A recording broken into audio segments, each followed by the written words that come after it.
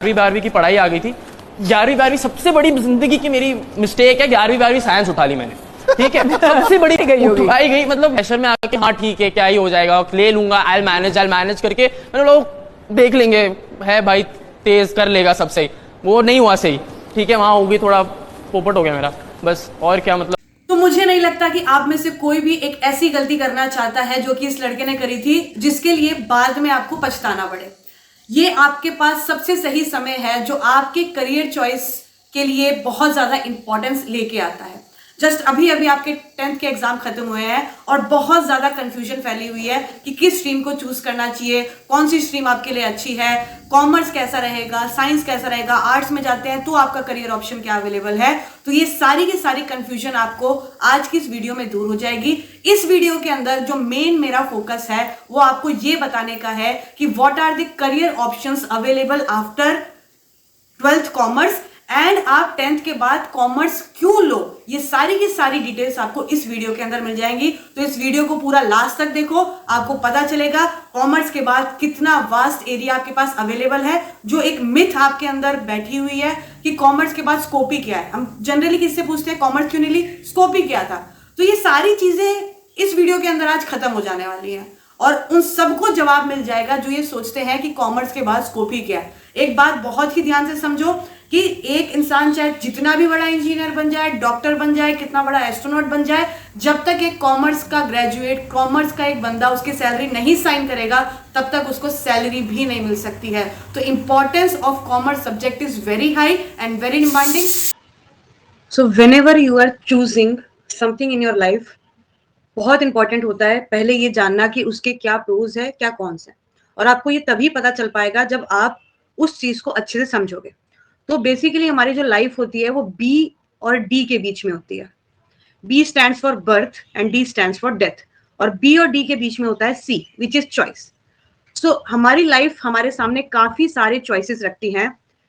The choices we make determines our future. So इस video के अंदर आपको सारी डिटेल मिलेंगी कि आपको commerce as a stream after 10th क्यों चूज करनी चाहिए। और इसको समझने के लिए हमको पहले बेसिक डिफरेंस पता होना चाहिए कि कॉमर्स और साइंस के बीच में, इन दोनों स्ट्रीम्स के बीच में डिफरेंस है क्या। Will start from here. ये हमारा साइंस सब्जेक्ट है और यहाँ पे हमारे कॉमर्स सब्जेक्ट है। अगर हम बात करें साइंस सब्जेक्ट में तो कौन कौन से इसके अंदर सब सब्जेक्ट्स अवेलेबल होते हैं। तो पहला होता है physics, chemistry, biology and mathematics. इसके साथ साथ ऑप्शन में हिंदी भी आ जाता है, आईपी भी आ जाता है, इसके बारे में हम बाद में बात करेंगे।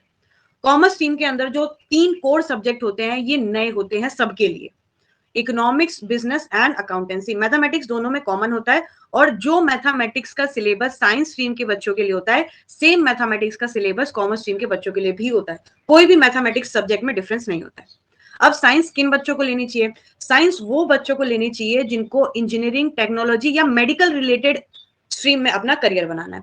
वेरएज कॉमर्स को लेनी चाहिए जिनको बिजनेस करने में इंटरेस्ट है, they want to become entrepreneurs, या मैनेजमेंट में इंटरेस्ट है, या उनको फिनेंस, अकाउंटिंग रिलेटेड करियर में जाना है, तो they have to choose commerce. Difficulty level की बात करेंगे तो साइंस जो होता है वो कॉमर्स से थोड़ा सा ज्यादा डिफिकल्ट होता है, वेरएज कॉमर्स को थोड़ा सा हम इजियर कंसिडर करते हैं as compare to science. Science का मेन फोकस क्या होता है? इसका मतलब यह है कि साइंस में आपको चीजें पढ़नी क्या क्या पढ़ेंगी। तो साइंस के अंदर साइंटिफिक फॉर्मूलाज आ जाते हैं, इक्वेशंस आ जाती है, बहुत सारे मैथ्स ओरिएंटेड कॉन्सेप्ट्स आ जाते हैं और एक्सपेरिमेंट्स आते हैं। ये बेसिक या मेन फोकस रहता है साइंस का। वेरएज कॉमर्स जो होता है ये थ्योरी बेस्ड सब्जेक्ट होता है जब हम बात करेंगे इकोनॉमिक्स और बिजनेस की, और थोड़ा थोड़ा ये मैथमेटिकल भी होता है अगर हम अकाउंटेंसी की बात करेंगे। वेरएज इकोनॉमिक्स में भी थोड़ा बहुत मैथमेटिक्स इन्वॉल्व होता है। अब साइंस के बाद करियर ऑप्शंस क्या अवेलेबल है? Engineering, IT analyst, research scientist, doctor. Basically अगर आपको इंजीनियरिंग, टेक्नोलॉजी या मेडिकल में जाना है तो आपको साइंस ही ऑप्ट करनी पड़ेगी। वेरएज अगर हम कॉमर्स स्ट्रीम को चूज करते हैं तो हमारे पास कौन कौन से करियर अवेलेबल है यहाँ पे ग्लिम्पसेस दे रखी है। आगे चल के सारे करियर ऑप्शंस हम डिस्कस करेंगे।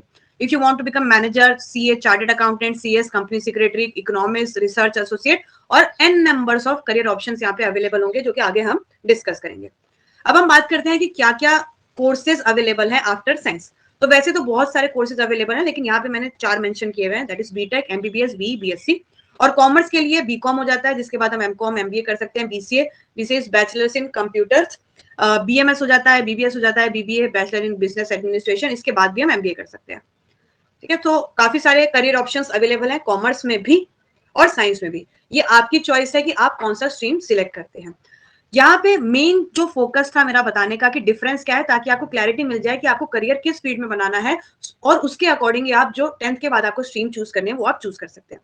यहाँ पे एक छोटा सा मीम प्रेजेंट किया हुआ है मैंने, सो इसको कोई दिल पे मत लगाना। स्टिल ऐसा देखा गया है कि हमने स्टोरी देखी थी कि एक कौवा प्यासा था, घड़े में थोड़ा पानी था, उसने थोड़े से उसमें कंकड़ डाले, पानी ऊपर आ गया। ये कॉन्सेप्ट जो है साइंस के स्टूडेंट यूज करते हैं, वेरएज कॉमर्स के स्टूडेंट क्या यूज करते हैं, घड़े में देखा पानी, हम लेके आगे स्ट्रॉ और हमने सीधे सीधे पी ली। तो बेसिकली यहाँ पे हार्ड वर्क और स्मार्ट वर्क के बीच का डिफरेंस है। साइंस के स्टूडेंट्स हार्ड वर्क करना जानते हैं और कॉमर्स का जो बच्चा होता है वो यूजुअली देखा जाता है कि वो चीजों को किस तरीके से इजीली कर लिया जाए, उस तरीके से वो काम करता है। और एक और बेसिक डिफरेंस इसके अंदर जो ये देखा जाएगा कि साइंस के जितने भी सब्जेक्ट्स होते हैं दे आर एक्सपेरिमेंटल ओरिएंटेड होते हैं। इसमें काफी सारा एक्सपेरिमेंट इन्वॉल्व होता है, काफी सारी थ्योरीज लगती हैं, बहुत सारे कॉन्सेप्ट्स इसमें पढ़ने पड़ते हैं, तब आप साइंस को डील कर पाते हैं, साइंस को अच्छे से पढ़ पाते हैं। वेरएज कॉमर्स जो रिलेटेड होता है ये डेली कॉन्सेप्ट से रिलेटेड सब्जेक्ट है। आप जो दिन भर दिन चीजें करते हैं वही चीजें आपको कॉमर्स में पढ़नी होती हैं। तो इसको हम और थोड़ा प्रिसाइसली अगर बोलें तो कॉमर्स के जो सब्जेक्ट्स होते हैं वो हमारी डेली लाइफ से जुड़े होते हैं, तो हमको थोड़ा ज्यादा इंटरेस्ट आता है उसको पढ़ने के लिए। नेक्स्ट आते हैं नेक्स्ट देखते हैं कि कॉमर्स लेने से क्या क्या चीजें हमको फायदा हो सकती हैं। पहली चीज तो कॉमर्स एक नया सब्जेक्ट है, तो अगर आपको अपनी लाइफ की या एकेडमी की कोई भी जर्नी स्टार्ट करनी है और न्यू जर्नी स्टार्ट करनी है तो कॉमर्स आपके लिए बेस्ट सब्जेक्ट हो जाएगा। देखो कॉमर्स में क्या होता है, एक बच्चा 95% लेके आया हुआ है, दूसरा बच्चा 85% लेके आया हुआ है और दोनों ने कॉमर्स ली है। दोनों के लिए कॉमर्स जो होगा वो एक नया सब्जेक्ट होगा, यानी कि 85% वाले बच्चे को भी अपॉर्चुनिटी मिलेगी कि वो सेम बेस से स्टार्ट करे जहां से 95% वाला बच्चा स्टार्ट कर रहा है। तो ये बहुत अच्छी अपॉर्चुनिटी मिल जाती है उन बच्चों के लिए जो शायद अब तक एकेडमिकली अपना परफॉर्मेंस अच्छा नहीं कर पाए थे, और जिनकी ऑलरेडी अच्छी है उनके लिए तो एक ये चेरी ऑन द टॉप हो जाती है कि हाँ भाई एक बढ़िया सब्जेक्ट मिल जाता है, ऑलरेडी एक एकेडमिक परफॉर्मेंस अच्छी है तो एक और किक स्टार्ट कर सकते हैं वो लोग। So you will study subject that you haven't studied yet. However, accountancy, business economics give insight about how things work in reality. जैसा मैंने अभी डिस्कस किया था कि अकाउंटेंसी, बिजनेस इकोनॉमिक्स से कॉमर्स के 3 कोर सब्जेक्ट होते हैं जो हमें बताते हैं कि किस तरीके से हमारी डेली रूटीन की चीजें काम करती हैं। और नॉर्मली देखा गया है कि एक स्टूडेंट कॉमर्स को पढ़ने पे बहुत ज्यादा एक्साइटिंग फील करता है।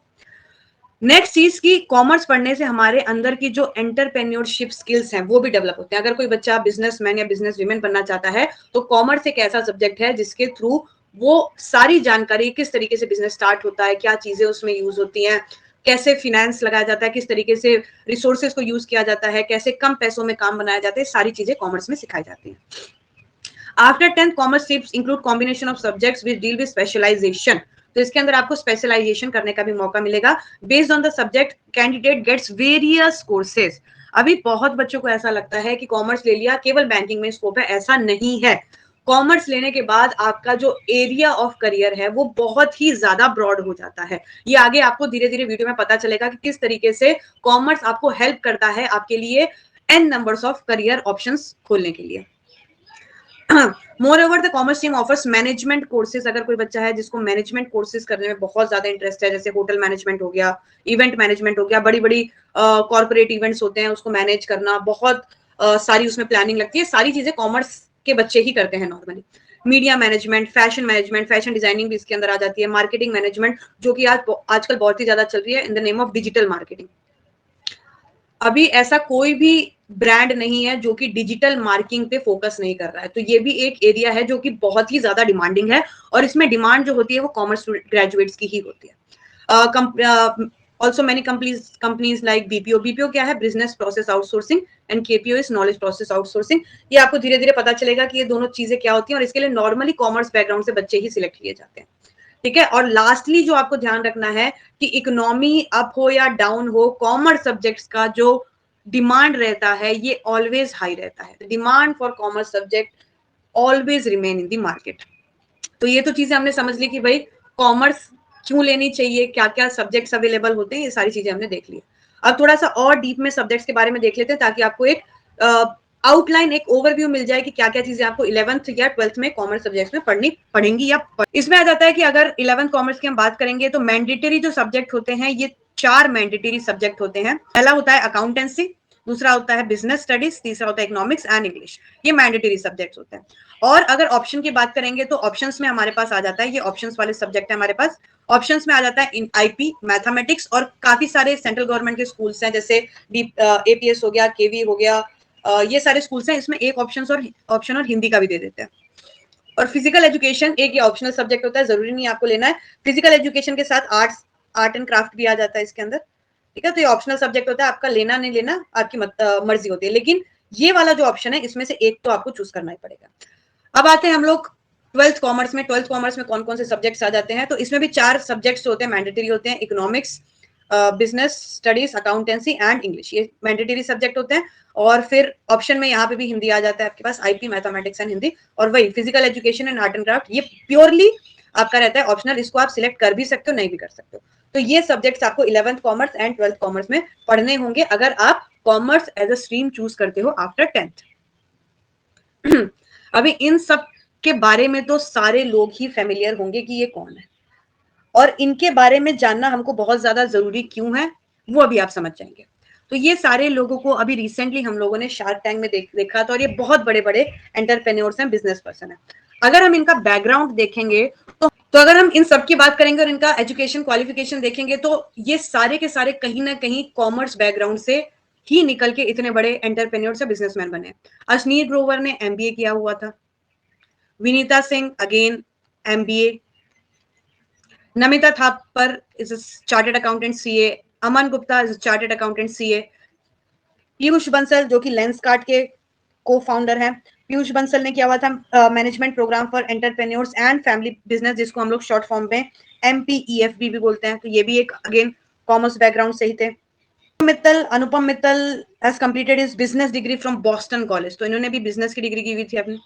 तो अगर हम ऑल इन ऑल देखेंगे तो जितने भी ये आपके सामने शार्क टैंक इंडिया के जजेस हैं, ये सारे के सारे इतने बड़े बिजनेसमैन या एंटरप्रेन्योर तभी बन पाए हैं जब इनको कॉमर्स फील्ड की नॉलेज मिली है। तो अगर आप 10th के बाद ही कॉमर्स की फील्ड को चूज कर लेते हो तो आपके पास एक बहुत बड़ी अपॉर्चुनिटी बन जाती है कि आप भी शायद इनमें से कहीं ना कहीं एक आगे चल के शार्क टैंक इंडिया में दिख सकते हो एज अ जज। चलो अभी मेन मुद्दा हमारा यहीं से स्टार्ट होता है कि जब मैंने काफी सारे स्कूल विजिट किए और वहां पे बच्चों से पूछा मैंने कि आपके क्या करियर चॉइसेस है, आप कौन सी फील्ड में जाना चाहते हो, तो बच्चों ने काफी सारी चीजें बताई। और जब मेरा क्वेश्चन ये होता है व्हाई नॉट कॉमर्स, तो काफी पेरेंट्स या गार्जियन बच्चे यही बोलते हैं कि कॉमर्स के बाद स्कोप क्या है। ये वाली स्लाइड में आपको पूरी नॉलेज मिल जाएगी कि कॉमर्स के बाद स्कोप क्या है। मुझे तो समझ नहीं आता कि बच्चे ऐसा क्यों सोचते हैं कि कॉमर्स के बाद स्कोप केवल बैंक का है। एक बार जब आपको नॉलेज हो जाती है कि क्या स्कोप है, तभी आप उसके बारे में सही या गलत का एक डिसीजन ले पाते हैं। तो 12th के कॉमर्स के बाद once you have taken after 10th आपने कॉमर्स ले लिया, आपने 11th करी, और उसके बाद आ जाती है 12th के बाद आपको चूज करना होता है कि कहाँ जाए। अब इसके बाद आप चॉइस करोगे, इससे पहले ही अगर 10th के बाद आप चॉइस कर लेते हो कि हाँ भाई मेरे को इस फील्ड में जाना है, तो आपके लिए बहुत ईजी हो जाता है आपका करियर पाथ बनाना। 12th कॉमर्स के बाद सीए फाउंडेशन कर सकते हो आप, बीकॉम बैचलर इन कॉमर्स कर सकते हो, BBA bachelor in business administration, CS secretary का फाउंडेशन, बीसीए कर सकते हैं। बीसीए आप तभी कर सकते हैं जब आपके पास 12th विद मैथ्स होगी, विदाउट मैथ्स वाले बच्चे बीसीए नहीं कर सकते।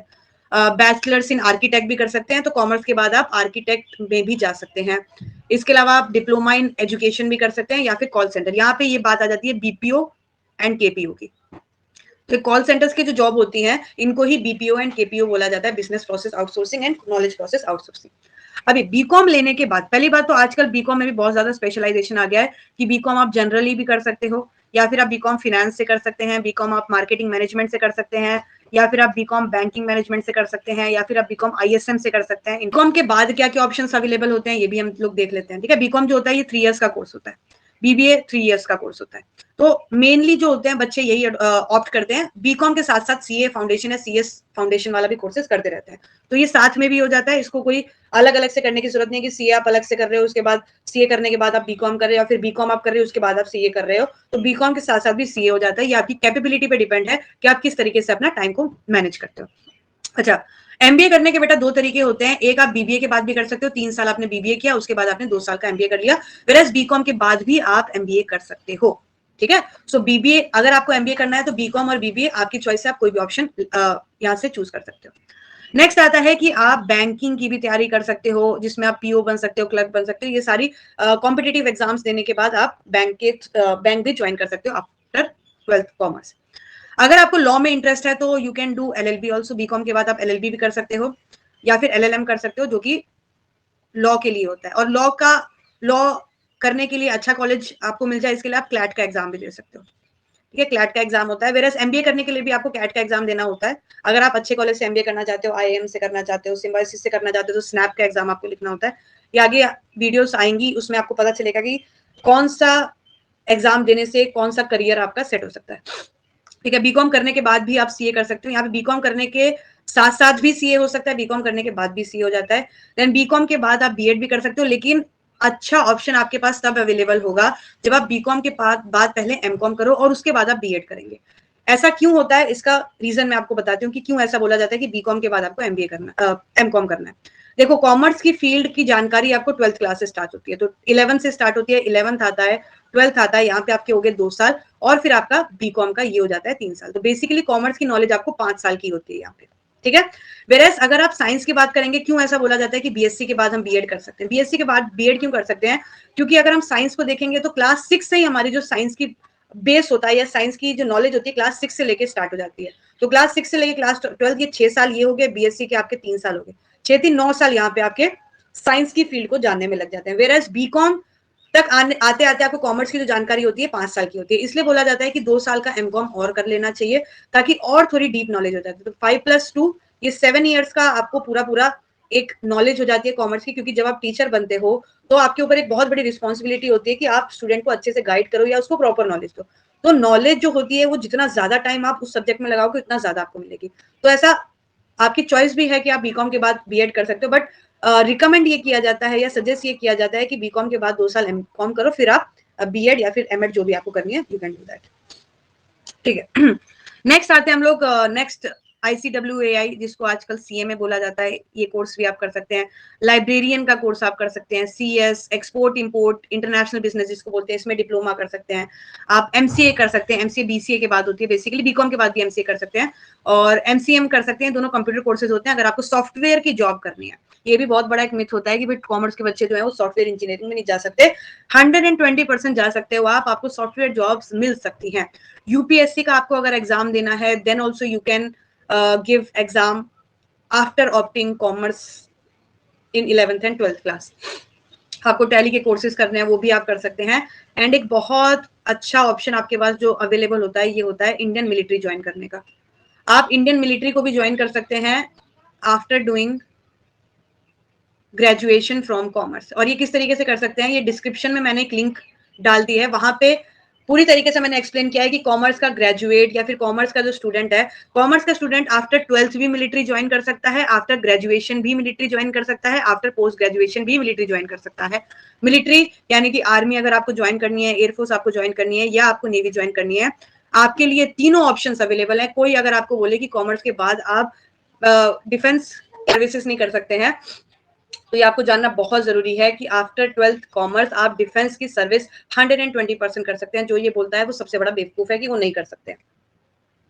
अब आ जाते हैं कि भाई सैलरी कितनी होती है जो कॉमर्स के ग्रेजुएट्स होते हैं, क्योंकि कहीं ना कहीं अगर हम कोई स्ट्रीम चूज करते हैं तो हमारा एक मॉनिटरी बेनिफिट भी उसमें होता है कि हाँ भाई इसके बाद हमको इतना अर्न करने को मिलेगा या फिर इतनी हमारी अर्निंग होगी, हमारी वेल सेटल्ड फैमिली होगी। ऑप्शंस मैंने आपको दिखाए थे, उनमें से कुछ ऑप्शंस यहाँ पे मैंने सिलेक्ट किए हैं जिनकी एक एवरेज सैलरी मैंने आपको यहाँ पे लिख के दी है। एवरेज यानी कि लगभग इतनी तो होगी ही होगी। If you have become chartered accountant, आपकी salary 6 to 7 lakh, marketing manager की 6 to 7 लाख होती है, इन्वेस्टमेंट बैंकर की 9 to 10 लाख, और ये बेटा पर मंथ की सैलरी मैंने लिखी हुई है। It is per month salary, not per annum.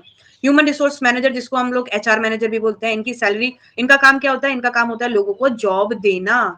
क्या करना, लोगों को जॉब देना। तो अगर किसी को जॉब चाहिए तो वो कॉमर्स ग्रेजुएट के पास ही जाता है, तो आप एक जॉब देने वाले इंसान भी बन जाते हैं अगर आप कॉमर्स लेते हैं तो।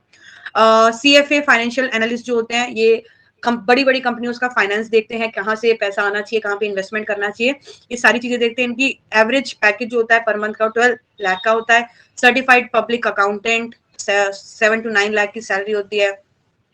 कॉस्ट अकाउंटेंट जो होता है इनकी 4 लाख सैलरी होती है। बिजनेस अकाउंटेंट या टैक्स के जो लोग होते हैं ये आप लोग इसे इनकम टैक्स ऑफिसर भी बन सकते हैं, इनकम टैक्स ऑफिसर भी आप यहाँ से बन सकते हैं। एवरेज सैलरी आपकी 6 to 7 लाख होगी। Retail manager 5 to 6 lakh salary होती है। कंपनी सेक्रेटरी CS जिसको मैं बोल रही थी 6 to 7 लाख यहाँ सैलरी होती है।